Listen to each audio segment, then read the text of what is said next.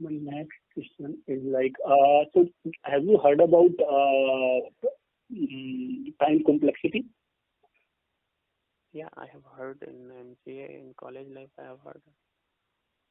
So, I mean, why we actually, most of the time we are bothered about the time complexity of particular algorithm or particular math, kind of work, how it maps and what is the purpose. So see, time complexity means, suppose if I take simple example of finding the prime number. If I have one number, I Mhm. want to check whether that number is prime or not. So one option is there. I can start the loop from first to last, and then I can check with Mhm. all. So it will take how many means if n is 100, then 1 to 100. If I am making the loop 100 times, it will perform the this 100 loop will go. And if I use some Mhm. logic, like if I divide n by 2, and if I start with 2 and check between Okay. 2 to n by Okay. 2, Fine. then it will take less time. Fine. Yeah. So, which database you have worked on? Come again? Uh, any database you worked on? I mean, which Database particular I DB use you are comfortable MySQL. MySQL I have used. MySQL. And have you? I mean, what kind of work you do in database? Like it's just Database, creating the database and insert, update, delete, select. okay.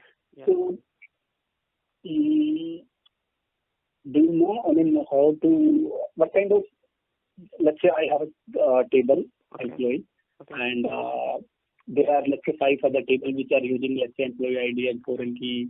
Some are using mobile numbers from the employee just to identify let's say the reset call of employee or something like that. Okay, so there are four or five tables which are using few columns from that particular table Mm-hmm. and for their own purpose.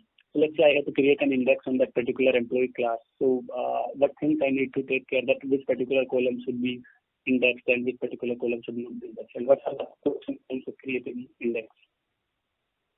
Generally, index will be created automatically based on Mm-hmm. the key column.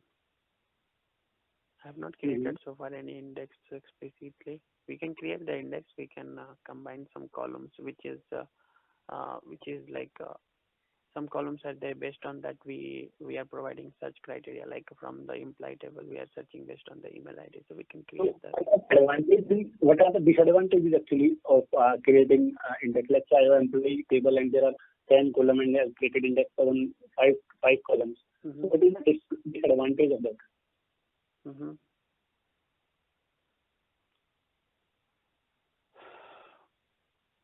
One second, sir. My manager is pinking continuously. 8 seconds. I'll Mhm. reply him on calls.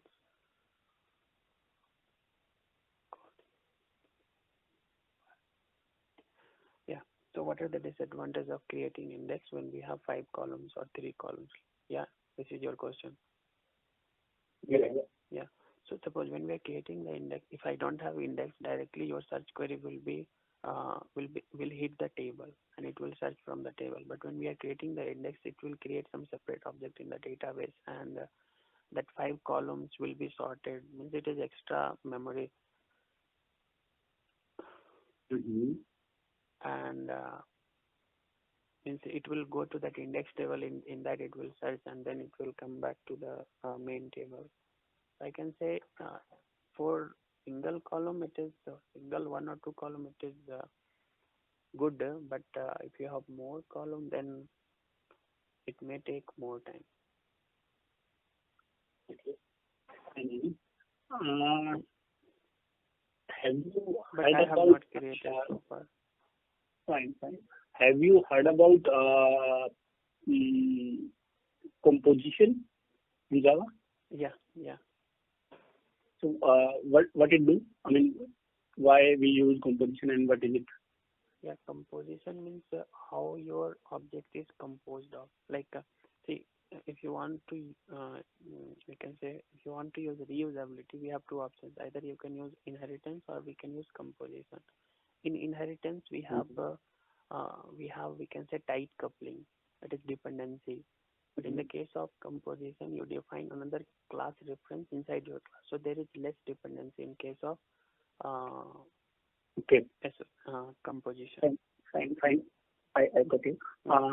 You said that you worked on Spring Hibernate, right? Mm-hmm.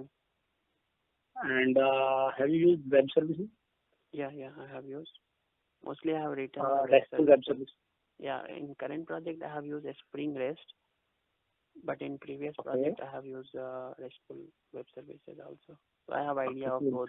So yeah. So what is the difference between, let's say, I have a Spring framework I'm using for an application, and let's say there is a controller, let's say my controller, okay, Mm-hmm. and it's Yeah. a REST controller, okay. Breaking, yeah. Tell me. Yeah. So let's say I have a controller class, Mm-hmm. and I want to expose, let's say, a couple of methods over there as a REST controller. Mm-hmm. I mean, I want to expose that controller as a REST controller. There are a couple of methods which are exposed for some functionality as a REST web service. Okay. Fine. And so what is the difference when, let's say, I have added at the rate REST controller, and when I simply add at the rate controller? I mean, what is the difference between these? Okay. So if I am using controller, then that whatever URL will be formed, I think that cannot be used by the client by making URL connection, and means directly they cannot hit this service. It is possible only when I am using at the rate REST controller, means this URL is exposed to the internet. It can be accessed by the third party. Controller means controller. And it will be only dispatcher servlet knows about the controller. From the, I think third party cannot invoke this controller directly. So let's say I just I mean, whatever the address I exposed, let's say I just simply type that in browser. So the request will ultimately come to the dispatcher, right? And it will simply dispatch it to the controllers. That's it. So what difference? Controller is a controller. So simply, let's say I call it from my application, Java application or web application. I mean, it doesn't matter because ultimately the request is coming, let's say, in the form of HTTP. It will be directed to that path. Okay. So, do you really think that there is difference? Of course, there is some difference, but if you will not use at the rate REST, then it will not be called by the clients. No, I have not checked in that way. Okay, fine. No problem. Okay, so have you ever used, how you make your web services secure? Let's say, data which so secure mechanism around web services. Yes, What you will do with that? Sound is breaking. How we can make web services? How we can make our web services secure, right? Okay. So, in the case of REST internally, we can use HTTPS. HTTPS. Making web services secured means like I think two things is there: identifying the client as well as encrypting the data, means sending the data on secure channel. So I think HTTPS will take care of that. So HTTPS, how you will use HTTPS? I mean, what are the things which are required to use HTTPS? Because if simply let's say there is a column, there is a website abc.com and there is a page or resource index.html, and I simply call that HTTP or HTTP, it will return me. But I'll call it on HTTPS, it might not return me. So what things you actually require to, So I worked on this Apache also. I deployed my application on Azure. So if you want to enable HTTPS in your web server, you need to configure. You need to use that HTTPS connector port that you need to enable, as well as you need to purchase certificate, SSL certificate from some third party, and that we need to install. Some kind of I was involved in that, but not completely. That my team only. So let's say I got your, what you want to say. So let's say I have installed or made those configuration on my server side. Now let's say I'm a client, okay? I am a client which is just passing URL on a browser.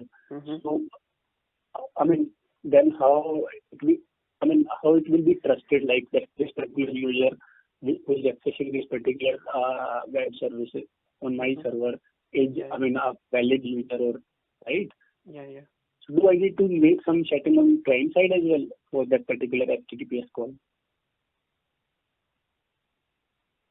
I think we need to set some properties, request properties we need to set. Like in current application, I'm trying to invoke EWS service, which is deploy via network. Access that, but they have we have come up with some user agent string. So that's some string we have finalized, and that string they have added in their server. So now we are able to access that web service over the internet also. So some kind of configuration is required from the client side as well. Okay, client side as well. Fine. So have you ever used Spring Security? No, Spring Security directly I have not used. I have some idea, okay, but I have not used that. No, that's fine. That's fine. And Hibernate, how much comfortable you are with? Yeah, I'm good. Out of 10, I am 6, 7. Okay. So what is the purpose of, what is the difference between session.save method and transaction.commit method? Transaction.commit and session.save. Session.save method is used to create one row inside the database, inside your table. Means your, I can say your object we are trying to persist in the database. But when you call the save method, immediately it is not going to persist, because Hibernate's internal uses transaction mechanism. Like they are defining some transaction boundary by you calling begin transaction and commit. So whenever you call the commit, that time it will actually save the data into the database. So I can say session.save, it is only storing in the cache memory. Means for your in-memory operation, data is there, but data row is not created in the database. When you call commit, then it is actually, we can say what it is flushing session into the database. Whatever is there in session, with maybe you have multiple insert, multiple update, that all will be permanently saved. Okay. So I have my last question. Simple again. Let's say we have a class, employee class. Okay, and I have ID and name in my class. Okay. Sorry, come again. And, we have employee class, ID and name. And we have two properties, ID and name. Okay. And now what I have done, I created two objects. E1 equal to new employee, and I passed name as A and ID as let's say 1. Okay. Again, then I created subject E2 and I passed reference of E1 itself. E2 equal to E1. Now I added both the object into a list. Okay. Now let's say I want to get the employee E1 object from the list. What I'll do with it? You have created, this is core Java question, right? Not related to Hibernate. Yeah. Okay, so we have two employee object. Employee is having two property, ID and name. Okay. Now you are creating two objects with a different ID and different name, right? No. That's what I'm saying. So for E1, I created 1 and A as my name and ID. Okay. And for E2, I just did like E2 equal to E1. I'm not getting, actually. The sound is breaking. So we don't have two objects. We have only one object. Second object is referencing first object, right?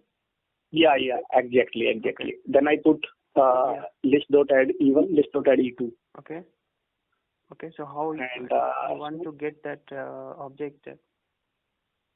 Yeah, I want to get the E1 object. So we can use iterator, right? We have iterator, we have enhanced for loop, or we can use list.get method of index 1. Yeah, so let's say I did list.get E1. Can I do that? List.get even no, we can't get even. We have to provide the index, 0 index. Then you will get the Okay. first object. So yeah, fine. So my question is like, let's say while you do, can by some way can I get like, if I like five subjects in the same way, Sorry, so say I'm getting payment from the list, or I'm just calling pains from the list. Okay. So do you really require equals method for that, or I mean how it works actually internally?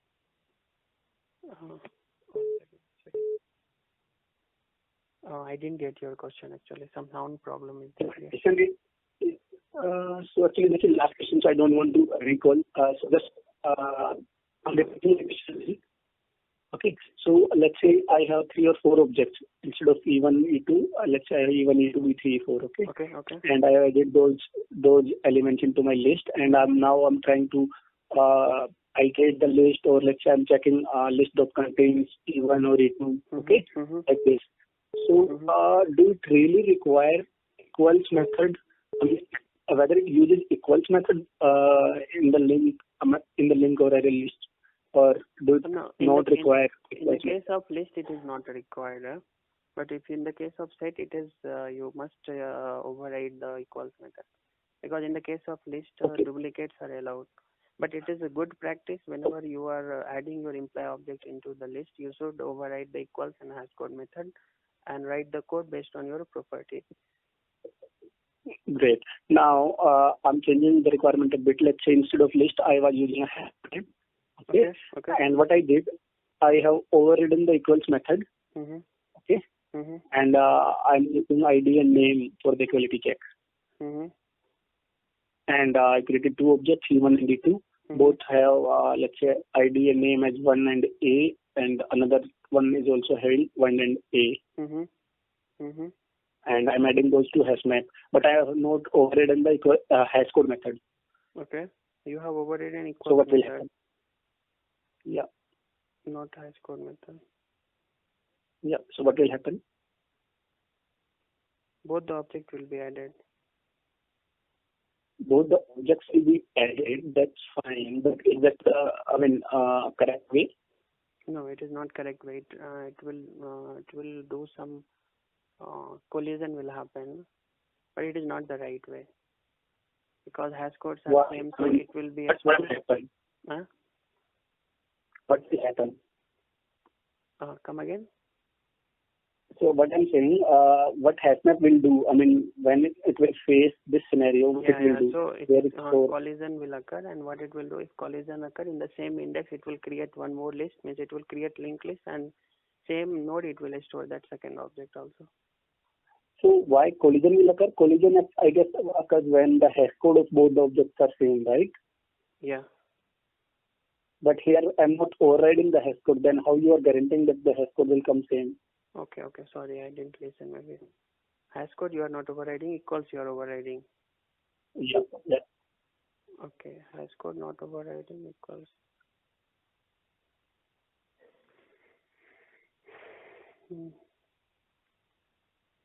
So whenever we are adding the data into hash map, they are first taking the hash code and checking which index to store. So it will be stored on different index, right? No problem.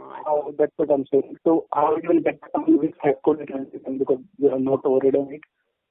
Hash code will be used from the object class. That is based on the object reference, it will create different hash code value. Okay, so is it a good practice? If we do not override hash codes, so no, it is not good practice.